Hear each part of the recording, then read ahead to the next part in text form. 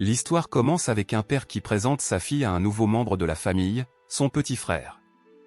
Le frère s'appelle Alice et elle lui souhaite la bienvenue, tout en le traitant avec désapprobation, le personnage principal s'appelant Roel. Le père a dit que Roel était très fatigué aujourd'hui et a suggéré à Alice d'aller dans sa chambre. Mais Roel n'était pas fatigué car, malheureusement pour le commun des mortels, dans sa vie antérieure, il a eu un accident, est mort et a été réincarné dans le jeu auquel il jouait. Il est devenu Roel Ascart qui est connu comme un jeune homme gâté et le principal méchant du jeu. 10 ans plus tard, il a non seulement été humilié par l'équipe du personnage principal mais il a également été tué par sa sœur. Roel était furieux, il se demandait s'il avait vraiment été envoyé ici pour attendre sa propre mort 10 ans plus tard, mais il décida de changer l'intrigue et d'inverser le cours du jeu. Roel était un enfant de 9 ans et il ne savait pas ce qu'il pouvait faire pour changer le jeu et rester en vie. Soudain, un écran système est apparu devant lui, il décrivait ses caractéristiques, il était très faible, son rang était petit et il n'avait que 2 sorts, l'onde microthermique et la main invisible. Roel voulait acheter quelque chose dans la boutique du système, mais à cause des prix élevés, il ne pouvait pas acheter même l'objet le moins cher, cependant le système lui a donné un objet de départ, médaille d'honneur. Cet objet l'aidera à gagner de la réputation et peut-être qu'il l'aidera à changer son destin. Au bout d'un moment, Roel aperçoit la servante Anna dans le couloir, il décide de la serrer dans ses bras, il lui ment en disant qu'il a lu une histoire effrayante et qu'il a maintenant très peur. Elle lui répond avec embarras qu'il n'a rien à craindre et que le livre qu'il a lu n'est qu'une fiction. Roel s'est excusé pour la dispute qu'il a eue avec elle hier. Anna s'est demandé quand ce monsieur était devenu un bon garçon, ou s'il avait toujours caché un bon caractère en lui. Elle a pris ses mains dans les siennes et lui a dit qu'elle lui pardonnait, et le système a alors attribué à Roel des points de réputation. Il s'avère que la réputation est beaucoup plus facile à cultiver que l'or. Au bout d'un moment, Roel et sa petite sœur Alice étaient assis à table. Roel pensait qu'Alice se méfiait beaucoup de lui, et que si cela continuait, le jeu allait s'enliser dans l'histoire et qu'elle le tuerait. Il a décidé de rétablir sa relation avec sa petite sœur dès que possible, mais elle a continué à le traiter avec désapprobation et n'a pas voulu lui parler. Roel ne sait pas comment gagner la confiance d'une enfant de 7 ans. À ce moment-là, la fourchette d'Alice lui tombe des mains et ses mains tremblent violemment.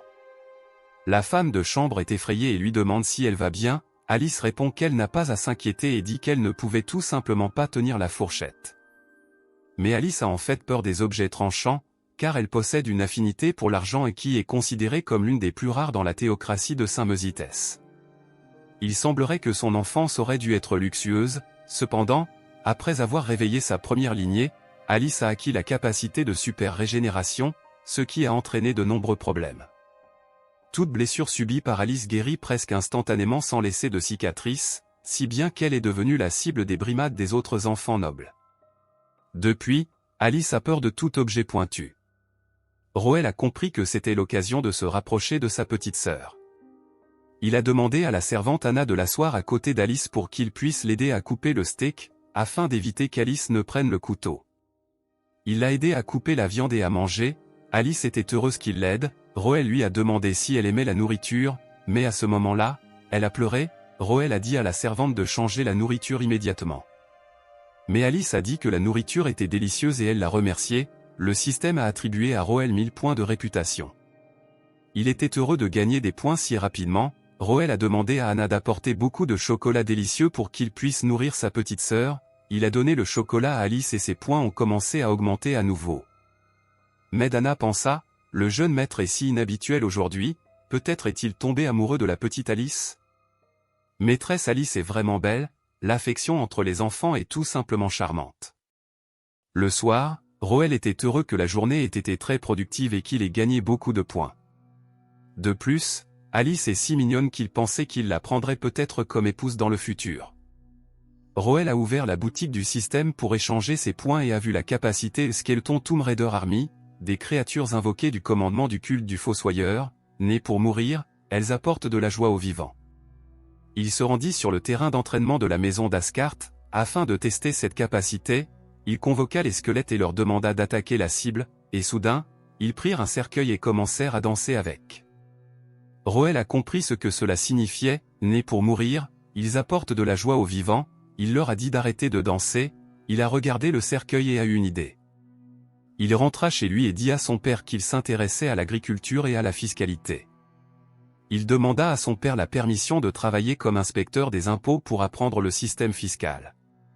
Son père est choqué car Roël ne sait que manger, boire et s'amuser. Pourquoi veut-il apprendre? Ce n'est pas facile de travailler avec les paysans, ils sont tellement rusés que chaque année ils trouvent toutes sortes d'excuses pour ne pas payer les impôts. Il s'est dit qu'il allait laisser Roël se rendre compte par lui-même à quel point il est difficile de gagner de l'argent. Le lendemain, Roël fut chargé par son père de collecter les impôts auprès des paysans. Il vit beaucoup de monde et se dit qu'il avait de la chance, mais à cette époque, il y avait des squelettes dans le moulin. Au bout d'un moment, l'un des paysans a remercié Roël de lui avoir rendu 20% de son grain. Roël lui a dit que la récolte avait été bonne cette année, lui rappelant de préparer la terre pour l'hiver. Il s'est dit que la taxe de 20% était vraiment efficace et qu'il allait rapidement récupérer les points perdus. Aucune famille dans ce monde ne peut se permettre de tels squelettes, leur capacité de travail dépasse l'entendement, car ils n'ont pas besoin de nourriture. Soudain, sa servante Anna s'est approchée de Roël et lui a annoncé qu'il allait bientôt rentrer chez lui et revoir sa petite sœur préférée. Anna lui dit que l'empereur rentrait chez lui aujourd'hui et qu'il recevrait la visite d'un invité d'honneur. 1 heure plus tard, Roël retourna au palais et vit les invités arriver sur des licornes. C'était un cheval de givre, un hybride du Pégase mystique et de la licorne, une bête d'origine noble dont il ne reste que très peu dans ce monde. Seul un pur humain de lignée angélique pouvait le manipuler, et une seule famille dans tout le Saint-Mesite pouvait s'offrir une telle chose, le bouclier des ailes brillantes. Roël était incroyablement heureux de rencontrer Cain Xeled, il lui a dit que son père lui avait raconté de nombreuses histoires sur ses exploits courageux. Alice s'est présentée à Cain Xeled et lui a dit qu'elle était la fille adoptive du marquis Carter. Cain regarda Alice d'un air piteux et lui demanda « Tu dois être l'enfant de l'Artha ?» Alice lui demande alors si elle a connu son père. Cain lui répond qu'il a élevé son père. Nora Xeled sort, c'est la fille de Cain. La famille Xeled entre dans le palais, Nora veut être amie avec Roël, elle lui demande ce qu'il pense d'elle. Roël a dit que sa beauté était comme la lumière du matin. Nora dit qu'elle voulait lui montrer quelque chose d'intéressant et lui montra un pendentif rouge. Roël dit que le pendentif était magnifique. Nora a dit qu'elle aimait beaucoup ce pendentif parce que lorsque la lumière tombe dessus, il émet 16 rayons rouges et cela a un effet spécial. Il fonctionne comme un détecteur de mensonges. Nora Xeled est l'une des 4 héroïnes du jeu, mais cette fille apparemment presque parfaite n'est pas du tout ce qu'elle semble être à première vue. Pour le monde extérieur, elle est intelligente et majestueuse, mais à l'intérieur se cache une sadique. À l'avenir, on l'appellera un ange assoiffé de sang. Nora lui demande pourquoi il est si surpris, après tout elle a confiance en sa beauté, alors pourquoi se méfie-t-elle autant d'elle, peut-être connaît-il sa vraie nature? Roël lui répond qu'il sait tout d'elle et lui demande de se tenir à l'écart car il ne s'intéresse ni à elle ni à leur maison de Xeled, il n'a pas l'intention d'avoir une relation étroite avec eux. Nora a dit qu'elle aimait voir les visages des gens effrayés, elle a demandé « Tu ne trouves pas ça étrange ?» Il l'a regardée et s'est dit qu'après tout, elle allait bientôt faire des tours pervers. Soudain, elle a marché sur le pied de Roël et lui a dit qu'il serait désormais le sien. À ce moment-là, Alice est entrée dans la pièce et a demandé à Nora de quoi elle avait parlé avec son demi-frère. Le soir venu, Cain et sa fille Nora sont rentrés chez eux, ce dont Roël se réjouit, car Nora s'était donné beaucoup de mal pour tuer Roël. Soudain, Roël regarda Alice et vit qu'elle avait une réputation plus positive à son égard, alors que la réputation de son père grandissait à vue d'œil. Roël demanda à Alice ce qui n'allait pas. Elle répondit « Frère, tu ne m'aimes pas, tu préfères Nora, n'est-ce pas? Elle est plus belle et n'a pas besoin que tu t'occupes d'elle, contrairement à elle, je ne suis qu'une enfant qui apporte des ennuis et qui ne peut même pas manger toute seule. » Roël a répondu « Nora peut être belle, douce, digne, et alors? Et si tu ne sais pas te servir d'une fourchette ou d'un couteau, je te nourris de mon plein gré, à mes yeux tu es la meilleure. Alors Alice, ne t'attarde pas sur des peurs qui ne sont pas censées se réaliser, je serai toujours là pour toi. Alice le serra dans ses bras et fut incroyablement heureuse. Le soir, Roël s'allongea dans sa chambre et pensa que, parce que son humeur ne lui permettait pas de se débarrasser de Nora, leur rencontre avec elle ne s'était pas déroulée de la même manière que dans le jeu original, et que c'était mieux ainsi. Toute l'intrigue de ce jeu est finalement le résultat d'un certain choix, il faut donc que ce soit différent et que Roël devienne plus fort. Le lendemain, Roel lisait un livre dans lequel il était écrit que le niveau de parenté déterminait les capacités de son détenteur. Il y en avait 4 au total: l'or, l'argent, le bronze et le fer, le mana étant la source de toutes les capacités transcendantes dans le monde.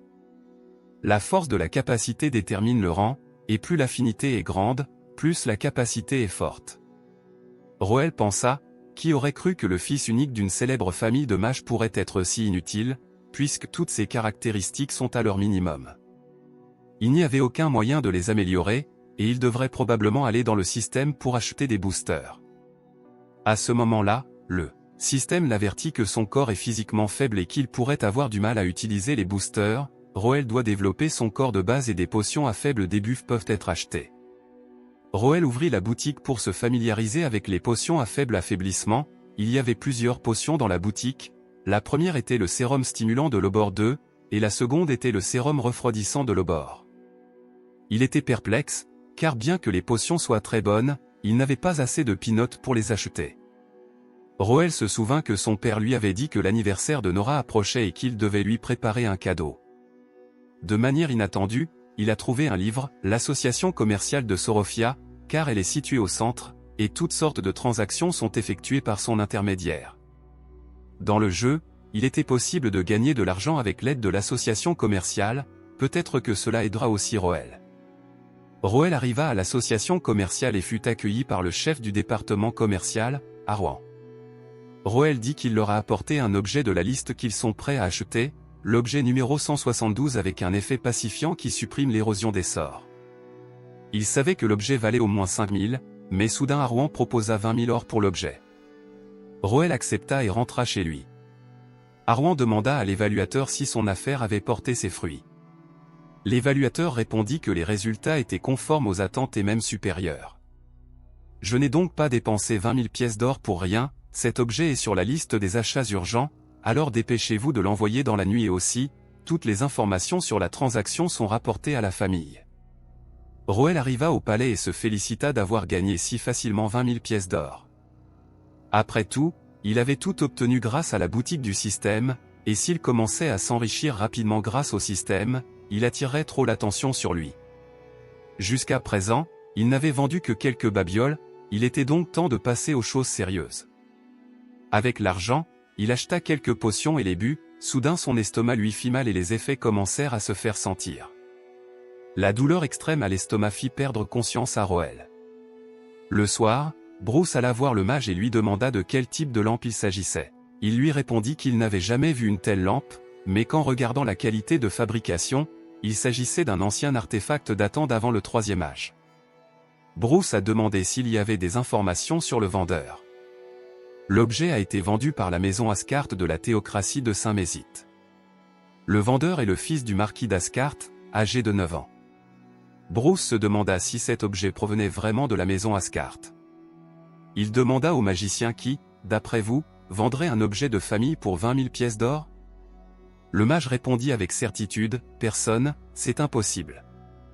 Bruce se dit, on dirait qu'ils se souviennent encore de ma promesse, et cette lampe qui me maintiendra en vie est un rappel et un signe de bonne volonté, est-ce vraiment le destin? Au bout d'un moment, Roel s'est réveillé et il avait une chaîne avec une laisse autour du cou. Nora était assise en face de lui et lui a demandé, oups, as-tu oublié que c'était ton cadeau d'anniversaire pour moi? Elle s'est approchée de lui et lui a demandé, et en prime, tu as décidé de te garder? Elle voulait l'embrasser. Au dernier moment, Roel s'est réveillé et il s'est avéré que ce n'était qu'un rêve. Alice était allongée devant lui et il lui a demandé, surpris, si elle avait été allongée avec lui pendant tout ce temps. Anna, sa servante, accourut vers lui, inquiète, et son père lui demanda, tout excité, quelle était sa douleur. Le père répondit qu'il avait senti l'effet du sort dans la fiole qu'il buvait, et il jura de trouver celui qui avait essayé de l'empoisonner. Mais Roel a dit qu'il n'était pas nécessaire de trouver quelqu'un et il a bu la potion lui-même. Quelques heures plus tard, Roel se rendit sur le terrain d'entraînement pour vérifier l'efficacité de la potion. Si le niveau de départ de Roel était de 6, il pourrait augmenter son rang jusqu'à E, son déficit de compétences avait disparu, malgré le fait qu'il faille un niveau de départ de 6 pour accéder aux capacités, cette potion était vraiment puissante. Roel pouvait faire un petit pas en avant qui l'aiderait à éviter de futures diminutions. Il s'est souvenu qu'il n'avait pas acheté de cadeau pour Nora, alors avant son anniversaire, il a décidé de passer du temps à la préparer. 2 mois plus tard, l'anniversaire de Nora arriva, ils arrivèrent à leur manoir royal, Alice descendit de la calèche et lui dit qu'elle n'aimait pas cet anniversaire, Roel lui répondit qu'elle n'avait pas à s'inquiéter tant qu'elle était à ses côtés. Leur famille est entrée dans la salle royale et au bout d'un moment, Roel s'est ennuyé car le véritable objectif n'est pas de fêter l'anniversaire mais de nouer des relations entre les différentes familles impériales. Roel était désolé pour Nora, car elle devait subir cela chaque année, mais soudain, Nora s'est approchée de lui et lui a dit « Oh, as-tu de la sympathie pour moi? Tu es celui que j'attendais. » Alice s'est approchée de Nora, lui a souhaité un bon anniversaire et lui a demandé d'arrêter de se moquer de Roel. Nora a regardé Alice et s'est dit « Je me demande si cette fille n'a pas les yeux rivés sur son grand frère. » Roel s'est mis en retrait et ne savait pas s'il devait les arrêter. Après tout, Alice se met en colère quand Nora me parle. Est-ce qu'elle n'aime pas Nora non plus? Nora s'est éloignée d'eux et a pensé « Ce n'est pas fini, je ne te donnerai pas Roel. » Au bout d'un moment, Roel a proposé à Alice de manger, mais celle-ci était très en colère et a dit qu'elle sortait prendre l'air. Alice se dit « Je n'ai rien à faire ici, mon père m'a dit que la tâche principale de nouer des liens est confiée à Roel de toute façon, de plus Nora est une princesse et il sera favorable à son frère d'être ami avec elle. » Soudain, des garçons se sont approchés d'elle et lui ont dit d'arrêter, il lui a demandé si elle ne se souvenait pas de lui. À ce moment-là, Roel remarqua qu'Alice était revenue depuis longtemps, mais qu'elle n'était pas là, et qu'il n'y avait pas d'enfant dans la salle, il soupçonna quelque chose d'anormal. Le baron s'approcha d'Alice et lui dit qu'elle ne se souvenait pas de son vieil ami, qu'il voulait lui parler d'amitié et qu'il traitait Roel de perdant. Alice s'exclama « Ne t'avise pas d'appeler mon frère ainsi. » Le baron s'étonna « L'aimes-tu vraiment à ce point? Il ne sait pas que tu es un monstre. Tu ne lui as pas montré à quelle vitesse tes blessures guérissent et comment tu te tortilles de douleur, qui a besoin de toi comme ça? » Le baron lui a mis une fourchette dans l'œil et Alice était dans un état de stupeur car elle avait peur des objets tranchants, mais au dernier moment Roel a jeté une chaise sur le baron, il lui a demandé ce qu'il allait faire à sa sœur. Le baron est scandalisé, Roel le frappe par derrière et lui dit qu'il va sauter la vie aujourd'hui. Roel se dit que dans le passé, il aurait été battu à mort, mais pas maintenant, car il n'est plus le même qu'avant. Il saisit habilement le bras de Baron et activa la compétence du gantelet de mana, il fit facilement tomber Baron et le frappa à la tête avec un bâton. Roel lui dit « Si tu touches encore à Alice, je te tue. » Baron était furieux car il n'avait jamais été humilié de la sorte auparavant, il s'exclama qu'il ne le laisserait pas s'en tirer comme ça et poignarda Roel. Roel lui dit « Tu es fou, comment oses-tu utiliser un couteau ici ?» Le baron lui répondit « Tu connais la querelle entre nos familles pendant la guerre jumelle, n'est-ce pas ?»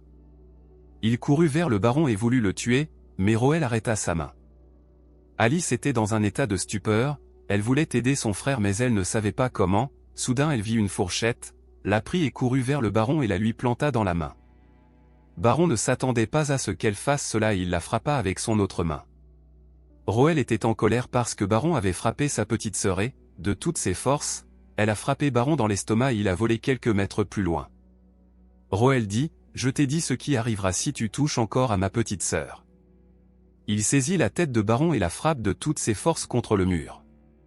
Après cela, il courut vers Alice, qui gisait inconsciente. À ce moment-là beaucoup de gens coururent vers Baron et ils voulaient tous se venger de ce qu'il avait fait à Baron. Roel prit un bâton dans ses mains et dit « Je ne les laisserai pas t'approcher, Alice. » Mais Nora s'est approchée de lui et a dit à tout le monde d'arrêter, elle a dit à Roel qu'elle aimait bien le voir se tortiller de douleur, mais qu'elle n'aimait pas que tu te tortilles de douleur devant les autres.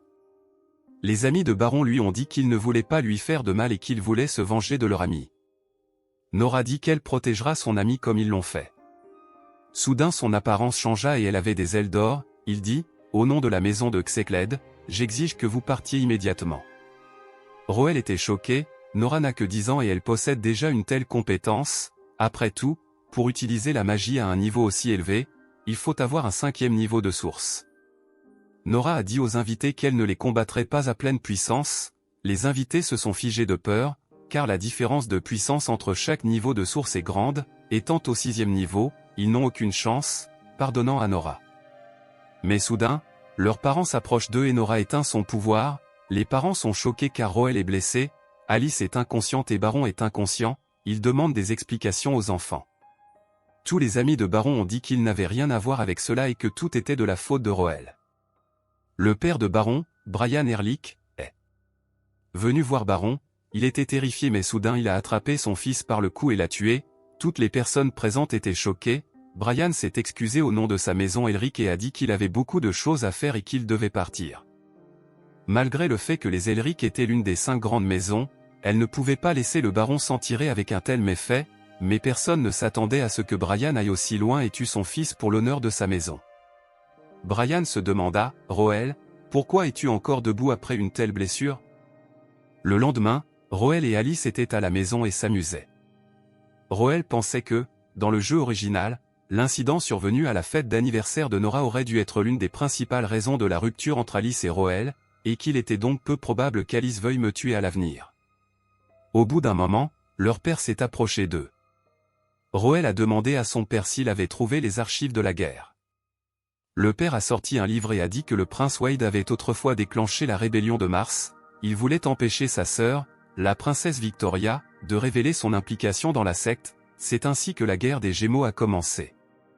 3 des 5 grandes maisons se sont rangées du côté de Wade, une maison est restée neutre, et seule notre maison a décidé de prendre la défense de la princesse Victoria. Pour les forces commandées par votre ancêtre Ponte, la situation semblait infructueuse. Victoria et Ponte ont été gravement blessés au cours de la bataille, et les renforts demandés n'ont pas pu pénétrer dans la ville. Désireux de survivre, Ponte a utilisé un objet de famille et a transformé le quartier en un véritable labyrinthe pour y cacher Victoria. Ils ont pu attendre que la nouvelle de la rébellion parvienne à sa sainteté, qui est alors revenu avec son armée et a vaincu les forces de Wade, et c'est ainsi que Ponte a sauvé la princesse Victoria. Roel a demandé si l'endroit où nous vivons était le cœur de ce labyrinthe.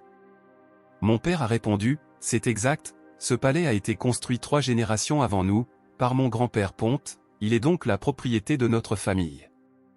Roel demanda s'ils avaient encore cette relique, mais son père répondit que cette relique était une pierre qui avait été transformée en poudre à cause de la surcharge de pouvoir magique, et qu'ils n'avaient plus que des fragments de cette pierre. Roel se dit qu'après tout, ces archives disent que la famille Ehrlich était la plus puissante à l'époque, mais cette information ne suffit pas, il faut qu'il sache. Roel fit ses bagages et quitta le palais, disant qu'il devait aller se promener. Après son départ, Alice est venue voir son père et lui a dit qu'elle voulait protéger son frère et devenir plus forte parce qu'il avait été blessé dans la maison Ehrlich à cause d'elle. Cette nuit-là Alice ne pouvait rien faire mais elle voulait protéger Roel. Son père lui a dit que ce n'était pas de sa faute, d'ailleurs elle a pu protéger son frère, même si elle a peur des objets pointus, elle a osé utiliser une fourchette, et peut-être que sans elle, Roel serait déjà mort. Alice, le chemin de la pratique n'est pas aussi lisse que beaucoup de gens le pensent, il est plein de dangers et d'horreurs, es-tu sûr de vouloir emprunter ce chemin pour une autre personne ? Alice répondit qu'il n'y avait rien de plus horrible que de perdre son frère, alors s'il te plaît, père, apprends-moi la magie. Son père lui promit qu'elle deviendrait plus forte. Roel vint à Arwena, car il avait été promu au poste de directeur de la chambre de commerce de la théocratie. Roel est venu chercher toutes les informations sur la maison Ehrlich. Arwen fut très surprise, car avec les informations qu'il avait jusqu'à présent, il pouvait conclure que la famille Ehrlich était un peu particulière. Roel lui demanda ce que cela signifiait. Il répondit, disons que comme vous le savez, Sorophia est une organisation marchande, donc nous sommes très scrupuleux sur des choses comme l'information. Cependant, bien que nous ayons investi beaucoup de ressources dans l'exploration de données, il n'a pas été possible d'obtenir des informations fiables sur la maison Ehrlich sur le site web de la Sorophia. Suite à la bataille des jumeaux, la maison Ehrlich a été bannie pour garder la frontière entre 3 pays, à savoir l'Empire Osten, le royaume chevalier de Pandore et la théocratie. Cet endroit était très dangereux et selon le plan de la famille royale, il devait les affaiblir. Mais les choses se sont passées différemment, pendant ces décennies d'exil, la maison Ehrlich s'est relevée et est redevenue l'une des 5 maisons les plus puissantes, elle a même réussi à prendre la tête, devenant plus forte que la maison Ascart. Cependant, ils avaient besoin d'argent pour cette ascension et nous n'avons pas été en mesure de savoir où ils l'ont trouvé. Arwen dit à Roel d'être très prudent avec la famille Ehrlich car elle peut être très dangereuse. Au bout d'un certain temps, Roel est rentré chez lui. Soudain, il a vu Nora dans la maison et lui a demandé, surpris, ce qu'elle faisait ici. Elle est venue parce qu'elle s'inquiétait de sa blessure et maintenant tous les serviteurs ne les dérangeront plus car ils sont occupés par les tâches ménagères. Demanda Nora, n'était-il pas heureux d'être seul avec elle? Roël, quant à lui, tente d'esquiver la conversation. Il ouvrit la boîte et y trouva une lame sacrée à 12 ailes. Roël demanda, surpris, si cette relique sacrée était un cadeau pour lui. Nora dit, oui, mais Roël ne remplit pas encore certaines conditions, mais comme il s'est bien comporté lors de la fête d'anniversaire, cette lame ne lui est pas donnée à lui, mais à la maison d'Asgard pour l'instant. Soudain, elle lui prit la main et lui mordit le doigt, elle disait que c'était une cérémonie nécessaire, elle sortit également un couteau et se coupa le doigt, ils combinèrent leurs doigts coupés et leur sang coula sur la lame. Soudain, la lame s'est agrandie et à ce moment-là, Roël est tombé à genoux et s'est pris la tête, il a eu une sensation très étrange. Pendant ce temps, quelque part dans la pièce, une pierre de relique brillait. Roël lui a demandé ce qui venait de se passer. Elle a répondu qu'il s'agissait d'un rituel d'initiation à la lame, la lignée des anges est nécessaire pour utiliser les 12 ailes, en mélangeant notre sang, la lame t'a reconnu comme son maître. Notre sang est également utilisé pour créer une capacité spéciale que les autres ne peuvent pas utiliser, cela prend généralement un mois. Et maintenant, cette lame est la tienne. Roël était incroyablement heureux, car cette lame est de classe divine. Au bout d'un moment, Nora s'apprêtait à partir, mais avant de partir, elle lui dit que leur grand-père voulait le voir à l'occasion du Nouvel An. Votre grand-père? À ce moment-là, il était dans un état de stupeur. Au bout de 2 heures, Roël a demandé à Anna, la femme de chambre, si elle savait ce que signifiait la tradition de l'échange de lames. Anna répondit qu'un membre d'une famille militaire ou chevaleresque a l'habitude de donner une dague à la femme qu'il courtise comme symbole de reconnaissance, et si la femme est d'accord, elle donne une dague en retour, ce qui signifie que le couple partage les mêmes sentiments. Anna lui demande ce qu'il a dans la boîte, il lui répond que c'est un cadeau de Monsieur Kane. Elle s'apprête à partir, mais le voit sortir une lame et se dit, « Princesse Alice, mauvaise nouvelle, le jeune maître est un coureur de jupons. » Le temps passe et c'est la veille du Nouvel An. Roël arrive pour voir la sainte prêtrise, il montre l'invitation et les gardes le laissent entrer. Roël était très prudent car l'éminence n'est jamais apparue dans le jeu. Il s'est approché de lui et lui a dit, « Roël Asgard de la maison Asgard est arrivé pour une audience, c'est un honneur de vous rencontrer. » Il a demandé à Roël de s'approcher, puis il a sorti une boîte de bonbons et les a offerts à Roël, qui a remercié l'offre et les a refusés. L'éminence dit que Nora a parlé de Roël. Roël pensait qu'il était plutôt un gentil grand-père. Éminence dit qu'il n'a pas appelé Roël pour quelque chose en particulier et qu'il voulait juste le voir, il lui demande s'il utilise la dague. Roël dit que la dague est facile à manier, Miss Nora dit que c'est parce qu'elle a absorbé mon sang. Éminence tendit la main vers la dague et fut très surpris de constater qu'il y avait un haut niveau de compatibilité et que la lame avait déjà engendré 2 capacités. L'éminence a ri et a dit que Roël et Nora étaient destinés à être ensemble. Il a ajouté qu'il avait pris conscience de cette situation lors de l'anniversaire de Nora, et qu'aujourd'hui, peu d'héritiers de familles nobles ont un cœur aussi juste, car ces quelques décennies ont vraiment corrompu le cœur des gens. La famille Asgard a un héritage digne de ce nom, mais les années lui ont fait perdre beaucoup de choses, j'espère que vous pourrez redonner à votre famille sa gloire d'antan. Son éminence a invité Roël à se joindre à lui pour les vêpres et Roël a accepté, car il ne pouvait pas refuser un homme aussi honorable. Sa sainte éminence John Heathcliff est le souverain de la théocratie de Saint-Mesite, chef de la famille Heathcliff. Grand dirigeant de l'église de la déesse, messager du Dieu, premier apôtre, héros de la guerre sainte, tueur de déviants, il avait de nombreux titres et était adulé par le peuple. L'éminence et Roël sont restés si longtemps sur le balcon, devant les gens, qu'au bout d'un moment, ils ont été couverts de neige. Le soir, Roël rentra à la maison et obtint de l'éminence beaucoup d'informations utiles que Nora n'était pas censée connaître. Soudain, une nouvelle servante est entrée dans sa chambre et a dit qu'elle avait un message de son père. Elle a dit que cette année, Kane et son père étaient partis pour une chasse nocturne avec Alice et qu'ils reviendraient demain soir. Au bout d'un moment, Roël découvrit la boutique du système, et comme il avait été dédommagé par la famille d'Eric, il décida d'acheter quelque chose. Il acheta la compétence fléau de Carnage, elle peut être utile, mais sa vitesse de déclenchement est très faible.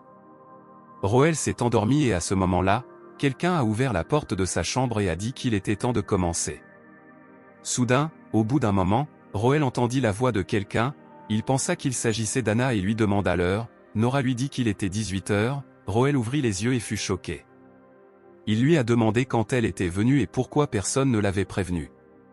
Elle lui a répondu que tous les domestiques avaient été remplacés par les siens et qu'il n'y avait plus que des gens à elle dans la maison. Nora a dit qu'elle était venue chez lui pour fêter le nouvel an avec lui, elle a sorti des bonbons et lui a proposé de les manger. Mais Roel a dit qu'il ne voulait pas l'écouter et qu'il voulait retourner dormir. Nora lui a demandé s'il pouvait lui montrer le labyrinthe, mais Roel l'a ignoré. Nora lui a demandé s'il pouvait lui montrer le labyrinthe, mais Roel l'a ignoré. Nora a dit, si tu choisis de dormir, d'accord, mais je ne peux pas te garantir qu'il ne se passera rien pendant que tu dors.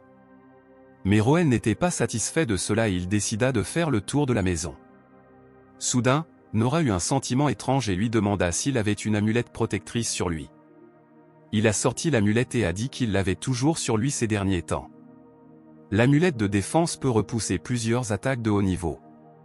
Nora a dit qu'elle sentait que quelqu'un les observait, Roel lui a pris la main et a dit qu'il s'était peut-être vraiment passé quelque chose car c'était trop silencieux et les serviteurs n'avaient pas été vus depuis longtemps. Il allait se rendre à la chambre forte, qui se trouvait dans la partie centrale du labyrinthe, car c'est là qu'il était le plus en sécurité. Mais à ce moment-là, un homme est apparu devant eux, il a dit avec surprise, « Vous m'avez trouvé après tout. » Brian dit alors que la famille royale le suivait de près ces derniers temps, l'homme lui demanda, « J'ai entendu dire que votre plan avait échoué, qu'est-ce qui a mal tourné ? » Mon héritier sans valeur et ses amis étaient prêts à intervenir, mais pour une raison ou une autre, la prophétie ne s'est pas réalisée. La prophétie ne s'est pas réalisée. Jusqu'à ce que Katia se réveille, ce type est un problème pour nous et le restera tant qu'il sera en vie ou qu'il ne sera pas de notre côté. Brian m'a demandé si je devais réessayer.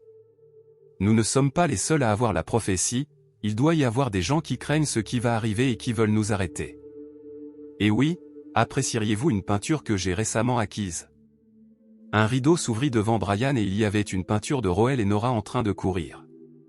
À ce moment, Roel fut alerté par le système que l'artiste en peau humaine, Peter Carter, rang ennemi, 4e niveau de base, la différence de puissance est trop grande, fuyez immédiatement, se tenait devant lui. Brian demande qui cela peut être. Il répondit, le prieuré de Mithril, il voulait coopérer avec nous, mais j'ai refusé. Je ne les aime pas vraiment, non seulement les Ascartes mais aussi les Xeclades ont changé en même temps, trop de changements. Brian a dit, vous ne pouvez pas faire ce que vous voulez dans la Sainte Capitale, et vous ne pouvez pas tromper le Saint-Siège. Il répondit, c'est vrai, ils ont peut-être du pouvoir et des liens avec son Excellence, mais nous avons l'éclat de Sia, et il semble que nos amis ne le réalisent pas tout à fait. Il a demandé, je vois, Lord Brian, vous vous intéressez à ma peinture, à cause de l'enfant ? Brian a répondu, pas vraiment, mais chaque fois que je regarde cet endroit, j'ai inexplicablement l'impression de le connaître. À ce moment-là, un membre du prieuré de Mythol, le chef adjoint de la crasse, est arrivé à la porte de John, il est venu pour exprimer leurs intentions sincères. Mais John lui a dit qu'il ne se souvenait pas de les avoir invités à entrer. La crasse s'est excusée d'être venu sans invitation, mais il a dit qu'il ne voulait pas faire de mal à la famille Xeclade et que la famille Ascar n'est pas non plus leur tout, ils ont seulement besoin de l'enfant de la prophétie. À ce moment-là, l'homme qui est venu voir Roel et Nora s'est présenté comme un membre du prieuré de Mithril, mais soudain Roel et Nora ont voulu s'enfuir, mais il a activé une capacité et ils sont tombés dans une illusion dans laquelle ils ne pouvaient rien faire, il leur a demandé de l'écouter jusqu'à la fin. Roel se dit, est-ce que le cours de l'histoire a encore changé ? Je n'ai jamais rencontré ce personnage dans le jeu.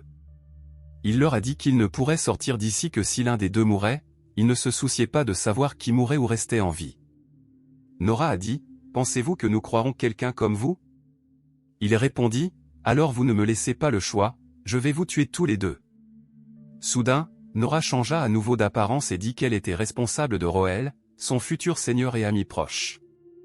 Mais il n'allait pas les écouter et s'apprêtait à les tuer tous les deux, quand soudain des monstres et des animaux commencèrent à sortir des tableaux.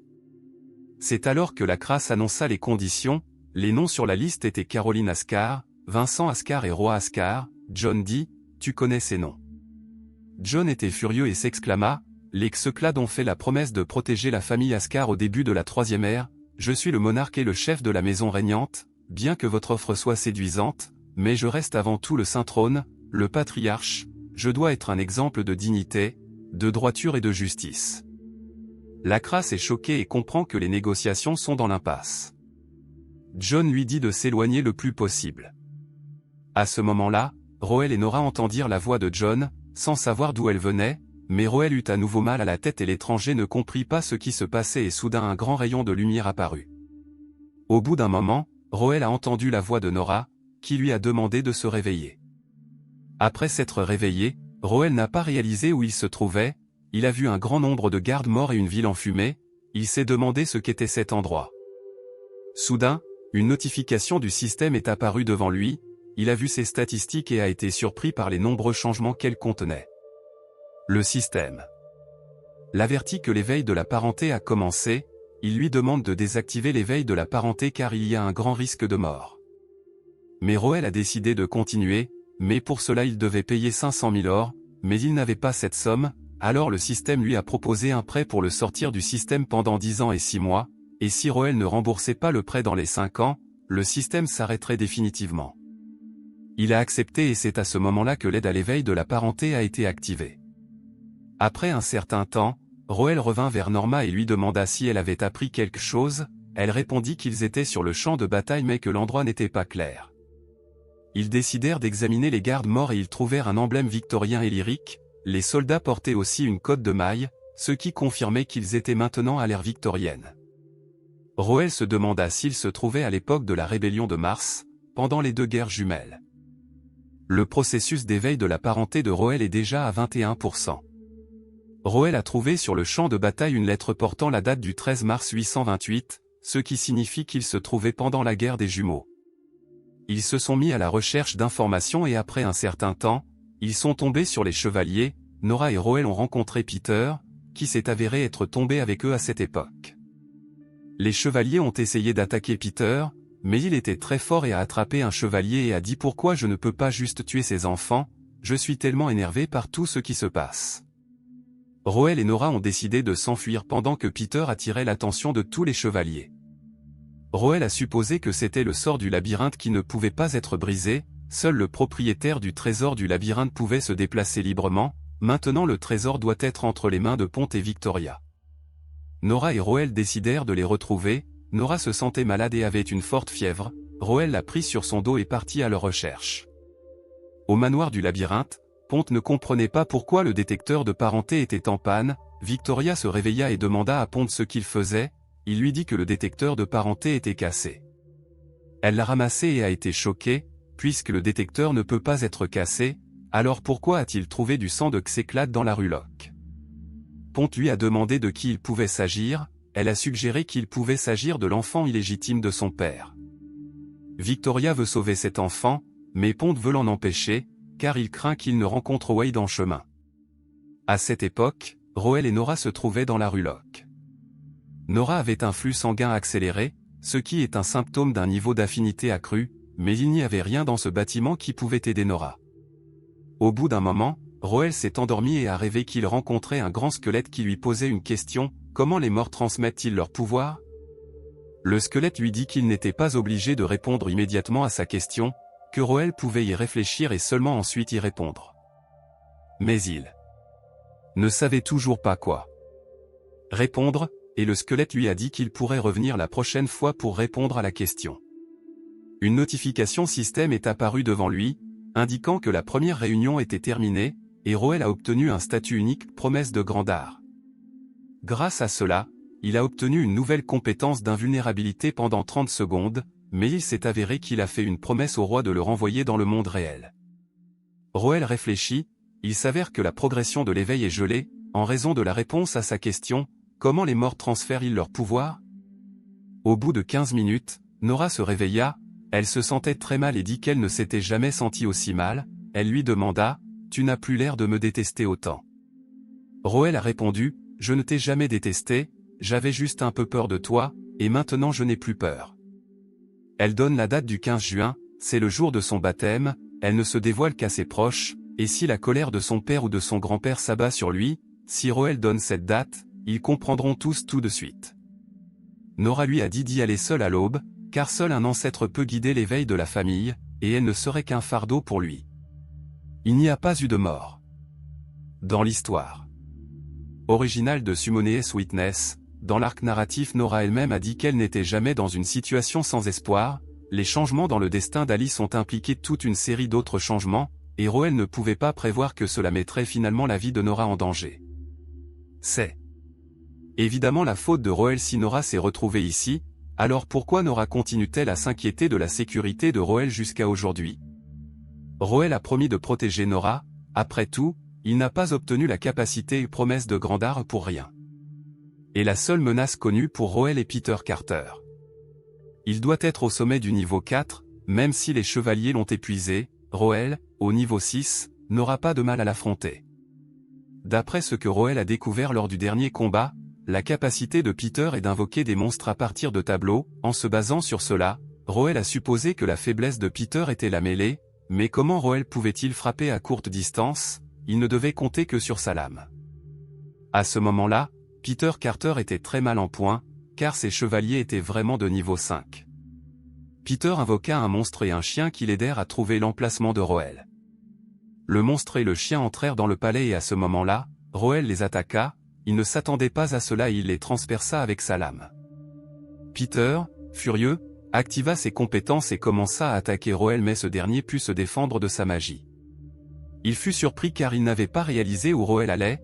Il remarqua que Roel avait une lame. À ce moment-là, Roel se cacha sur le toit de l'immeuble. Grâce au brouillard, il ne pouvait pas être vu et il réfléchissait à un plan pour tuer Peter. Il a pris une lampe et est descendu. Il a laissé la lampe et lorsque Peter est passé, il a vu la lampe. Soudain Roel lui a sauté dessus et l'a poignardé avec sa lame. Peter a dit qu'il l'avait sous-estimé. Cependant, Peter était fort et au dernier moment, il a matérialisé une image dans la zone du cœur où Roel l'avait transpercé. L'immersion est la principale capacité de Peter. Une partie de son corps s'est déjà transformée en image.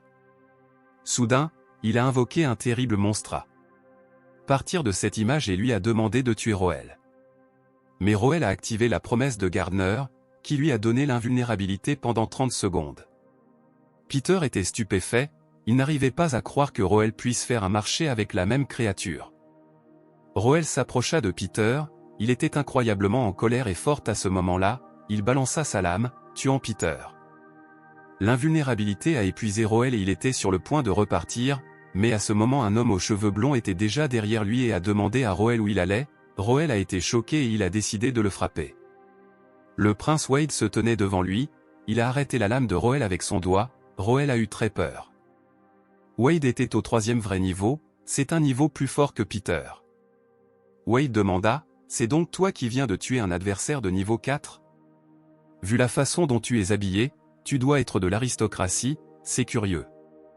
Je n'ai jamais entendu parler d'un noble à qui l'on aurait accordé une lame sacrée, et encore moins une lame activée. » Roel pensa, Wade a commencé cette guerre civile afin de rester le seul héritier de Xeclad et de ne laisser que ses partisans derrière lui, mais pour Nora qui soutenait Victoria, l'idée même de rejoindre Wade était tout simplement inacceptable, mais elle et Wade étaient du même sang et en ce moment il était le seul qui pouvait l'aider à se rétablir.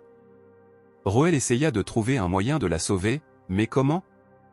À ce moment-là, Roel fut pris d'un violent mal de tête et se prit la tête. Roel a alors commencé à voir les souvenirs d'enfance de Wade.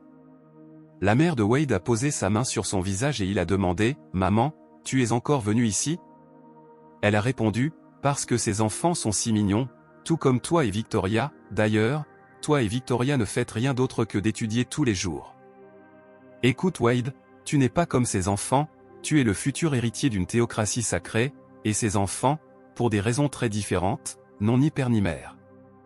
Wade, tu as une responsabilité dès ta naissance, tu es le futur monarque de la théocratie de Saint-Mesite, un messager de Sia et un enfant angélique, tu dois régner avec droiture et justice, et tes sujets honoreront ton nom et ta gloire. Mais n'oublie pas que tous les hommes sont égaux, quel que soit leur statut. » À ce moment-là, une fille passait près d'eux et des tuiles ont commencé à tomber du toit sur elle, mais Mama a utilisé son attribut pour la protéger. Tout le monde était choqué car son attribut n'appartenait à aucun des 3 principaux, personne ne pouvait croire que la femme du monarque pouvait être hérétique, c'était une honte pour toute la théocratie. Après cela, la mère de Wade, la reine Marie, fut envoyée en prison. À cette époque, Wade étudiait dur pour devenir un saint trône afin d'aider sa mère et de renverser la situation. Mais un jour, une servante est venue lui annoncer que sa mère était tombée gravement malade en prison. Wade se précipita à la prison pour rendre visite à sa mère, mais il ne fut pas autorisé à entrer car il y avait une peste et même si c'était sa mère, il ne fut pas autorisé à entrer car c'était une hérétique et bientôt la mère de Wade mourut. Au bout d'un moment, Roel s'est réveillé et Wade lui a dit « Tu n'as plus l'air de pouvoir te battre ». Roel était choqué car il venait de voir les souvenirs de Wade, et grâce à eux, il a découvert que Wade n'était pas un sectaire, mais un hérétique, et cela a complètement changé la donne. Wade est allé chercher Victoria, et il a dit à son assistant de garder un œil sur Roel. Il s'est approché de Roel et lui a dit d'être plus déférent envers son Altesse Wade. Le système informa Roel que Brian Elric se tenait devant lui, c'était l'assistant de Wade. Pendant ce temps, Wade trouva Nora, elle était inconsciente, il pensait que Ponte l'avait abandonnée. Bien qu'elle et Victoria se ressemblent, ce n'était pas elle, pensa Wade. Il demanda au serviteur de lui amener Roel. Soudain, le royaume fut attaqué, Roel en fut heureux, car il pensait être sauvé par ses ancêtres. Au bout d'un moment, Victoria et Ponte parvinrent à libérer Nora, qui reprit conscience et fut choquée de voir Victoria en face d'elle. Victoria lui dit « N'aie pas peur mon enfant, tu es en sécurité, je vais maintenant diriger ton programme, ne t'inquiète pas. » Nora répondit « Votre Altesse, je suis Nora Xekled, même si vous ne me croirez pas, je suis votre lointaine descendante, je ne suis pas ici seule, il y avait un garçon avec moi, son nom est Roel Ascar, c'est une personne importante pour moi, s'il vous plaît trouvez-le. » Victoria et Ponte demandèrent avec surprise « Ascar ?» Victoria demanda à Ponte s'il connaissait cet homme, Ponte répondit qu'il n'y avait pas de telle personne dans leur famille, il demanda à Nora si elle était sûre que son ami venait vraiment de la famille Ascar. Nora a juré de s'aligner. Victoria a dit que chercher un enfant dans le feu de l'action est trop dangereux, Ponte a répondu « Je sais, mais notre maison d'Ascar a trop peu de descendants, même s'il est d'une branche latérale de la famille, je ne peux pas l'abandonner comme ça. Ne t'inquiète pas, je vais réussir à activer le labyrinthe avant que Wade n'arrive jusqu'à nous, je vais créer une barrière de brouillard et tu t'en vas. » Mais à ce moment Wade est arrivé sur le champ de bataille, il a dit à Brian de trouver et de récupérer Roel. À ce moment-là, Roel a demandé de l'aide aux chevaliers de Victoria pour l'aider à rejoindre Victoria, ils étaient prêts à l'aider, mais soudain un brouillard de sang a envahi les chevaliers et en un instant, tous les chevaliers se sont retrouvés sans tête. Le brouillard de sang se dirigea vers Roel, mais il était protégé par une amulette. Brian s'approcha de lui, il était surpris qu'il ait l'amulette protectrice et il dit à Roel d'aller la chercher et s'il refusait il la prendrait par la force. Roel n'a pas eu d'autre choix que de se battre contre Brian, il l'a attaqué et a activé la compétence Grandares promise qui lui a donné l'invulnérabilité pendant 30 secondes. Pendant le combat Brian le sentit, il fut choqué, il dit avec surprise, « Boy, you're a heretic, why are you going to Victoria, don't you know what is Ignis Wade is fighting for ?» Roel lui a répondu qu'il parlait trop. Il pensa, cette guerre est bien plus qu'une simple vengeance pour sa mère, quand j'ai vu les souvenirs de Wade, ces pensées ont envahi ma tête. Son Altesse Marie est morte à cause de la maladie, à cause de la noblesse, et parce qu'elle était différente. D'une région différente, d'une race différente, d'une nation différente, d'une foi différente, quel que soit son statut, quelles que soient ses actions, dès que l'on a appris qu'elle était différente, elle a été persécutée, vaincre la discrimination provoquée par des opinions différentes est le but principal de cette guerre. Il veut créer un monde sans frontières et sans oppression, où les gens sont égaux, il veut créer un grand empire, aussi grand que l'ancien empire d'Austin il y a 1000 ans. C'est grâce à ce grand idéal et à ce pouvoir puissant que Wade a tant d'adeptes, sauf que...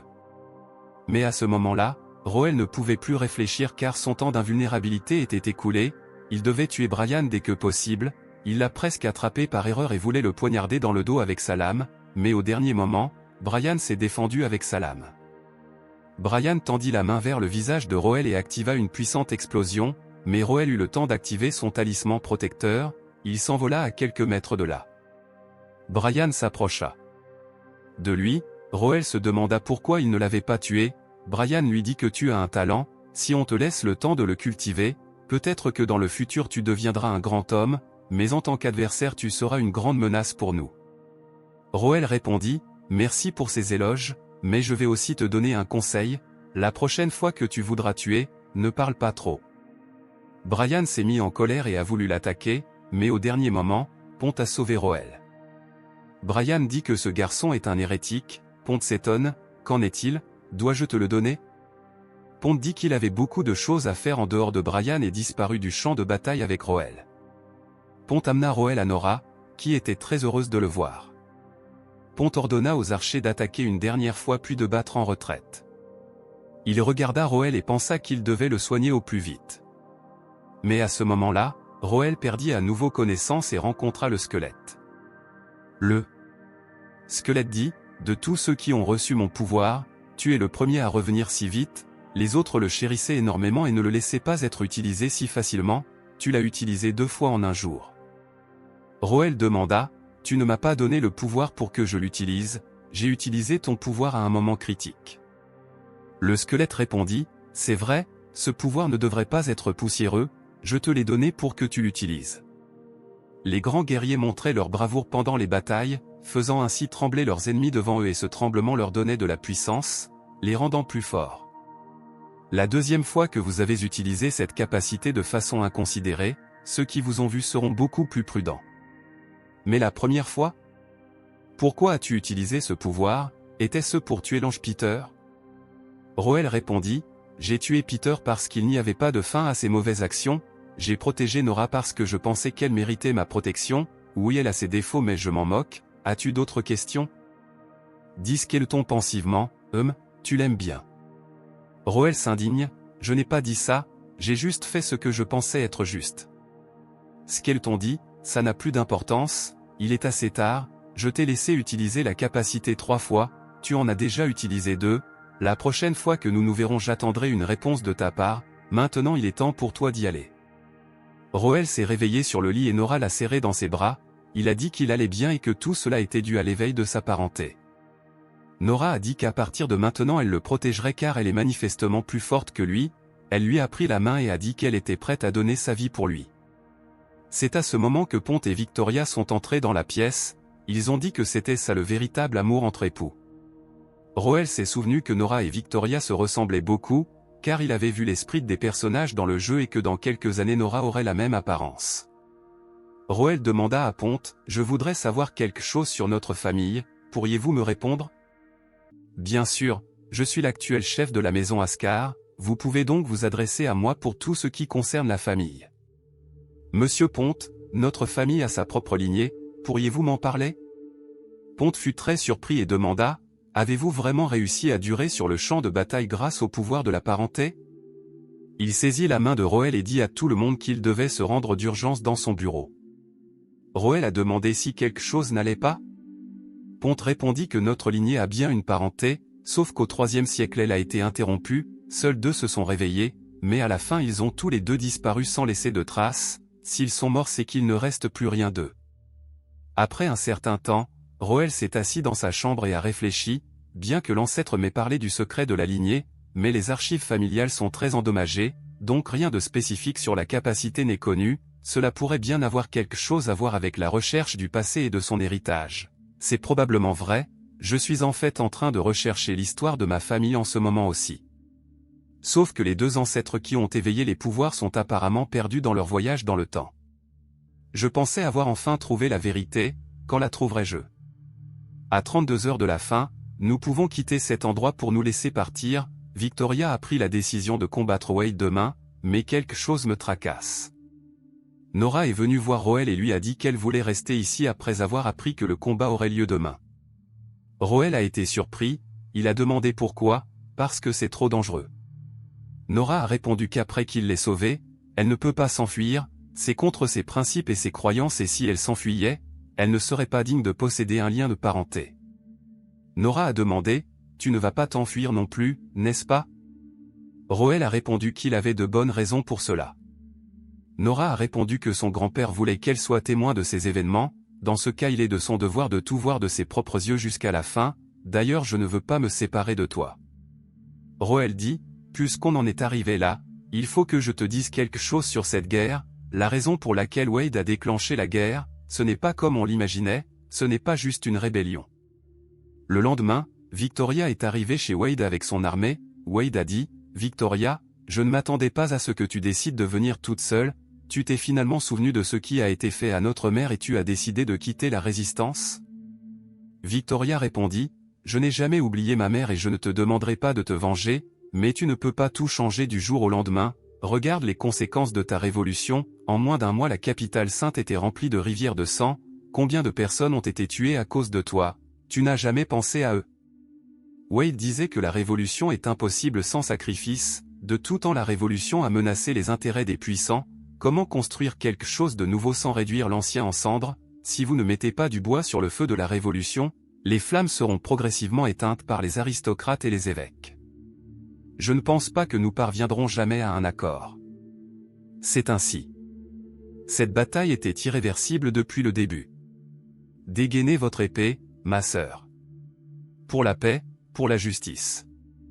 Nora et Roel regardaient la bataille sur le toit de l'immeuble. Nora pensa, même si grand-père voulait que je voie ça, je ne sais toujours pas lequel des deux a raison. Roel a répondu, je vois ce que tu veux dire, parfois on ne peut pas séparer le blanc du noir, la dureté au nom de la justice future, la confrontation au nom de la stabilité d'aujourd'hui. Chacun a raison à sa manière, il faut juste savoir de quel côté on se trouve, lequel on soutient, c'est tout. À ce moment, Victoria dit à Pont qu'il n'avait pas d'avantage numérique, Pont activa le labyrinthe et tout le champ de bataille fut enveloppé d'un brouillard blanc, Wade vit la lame sacrée dans leurs mains et fut stupéfait. Pont et Victoria ont porté l'un des coups les plus violents avec la lame, contre laquelle il était presque impossible de se défendre. Après cela, Victoria et Pont n'avaient plus aucune force, Wade pensa, est-ce vraiment fini? À ce moment, Wade entendit la voix de sa mère, elle lui dit qu'il avait une responsabilité et qu'il était le futur monarque de la théocratie de Saint-Mézita. Wade demanda, maman, est-ce que j'ai été à la hauteur de tes attentes? Peut-on condamner un homme parce qu'il n'a pas la bonne religion? Puisqu'il haïssait les hérétiques, j'en suis devenu un, j'ai rejeté la miséricorde, car tout le monde l'honorait comme une faiblesse, et j'ai choisi la colère, car il est impossible d'éteindre la colère dans le cœur d'un homme. Wade était enragé et rempli de colère, sa puissance et sa haine avaient grandement changé son apparence, Victoria et Pont étaient choqués et n'arrivaient pas à le croire, Wade avait atteint le deuxième vrai niveau, il avait percé à travers la volonté, c'est pourquoi il ne pouvait pas vaincre Wade. Roel était surpris, il semble que le cours de l'histoire n'ait pas beaucoup changé. Maintenant il était temps de faire un choix, à ce moment Wade sortit sa lame et d'un coup de lame il voulut tuer Victoria et Pont, mais au dernier moment Pont activa la magie de téléportation, mais comme il était épuisé il ne pouvait pas se téléporter très loin. Wade s'est approché de Victoria et Pont et leur a dit que c'était leur fin et qu'il était sur le point de les tuer à nouveau, mais à ce moment Nora les a protégés avec sa magie. Victoria a demandé, Nora, qu'est-ce que tu fais ici? Où est Roel? Roel était derrière Wade et lui a dit, tu ne peux pas esquiver, activant la capacité et promesse de Grandar. Roel était de retour auprès du squelette, il demanda à Roel, es-tu prêt à me donner une réponse? Alors réponds-moi, comment les morts transfèrent-ils leur pouvoir? Roel répondit qu'il avait deux réponses, la première à la question et la seconde à ton sujet, laquelle veux-tu entendre? Quoi? C'est intéressant, dis-moi les deux, je veux t'entendre. Roel a dit, après ce que j'ai vu à cette époque, je pense que vous connaissez déjà ma réponse, n'est-ce pas? L'esprit, la volonté et l'aspiration, c'est ainsi que les morts transmettent leur pouvoir, il y a ceux qui écrivent des ouvrages historiques grâce à eux, il y a ceux qui font des recherches grâce à eux, et il y a ceux qui passent leur vie à transmettre leurs idéaux à d'autres. Et lorsque tout cela existe dans sa plénitude, les pages ordinaires se transforment en culture. Cet héritage et la façon dont les morts transmettent leurs aspirations, changent le présent en éliminant le superflu et en ajoutant le nouveau. Et plus le temps passe, plus leur influence est forte, jusqu'à devenir un lien entre les morts et les vivants. Mais cela ne fonctionne que si l'on a un descendant et quelque chose à hériter, ce qui n'est pas le cas ici. Squelette était furieux et dit à Roel de faire attention à ce qu'il disait, mais Roel avait raison, c'était la réponse qu'il voulait entendre. Skeleton dit, alors je vais te demander quelque chose Roel Ascar, qu'est-ce que tu penses que nous sommes l'un pour l'autre? Roel dit, des amis. Le squelette fut surpris et dit, alors je te le demande en tant qu'ami, apporte la victoire. À ce moment-là, Roel retourna sur le champ de bataille et Wade se demanda, quelle est cette aura, la bénédiction d'une ancienne divinité, je ne pensais pas rencontrer quelqu'un comme ça ici. C'est dommage, pour les anciens dieux, les gens comme toi ne sont que des jouets. Wade attaqua Roel, mais il put se défendre de son attaque sans problème et l'apparence de Roel changea beaucoup.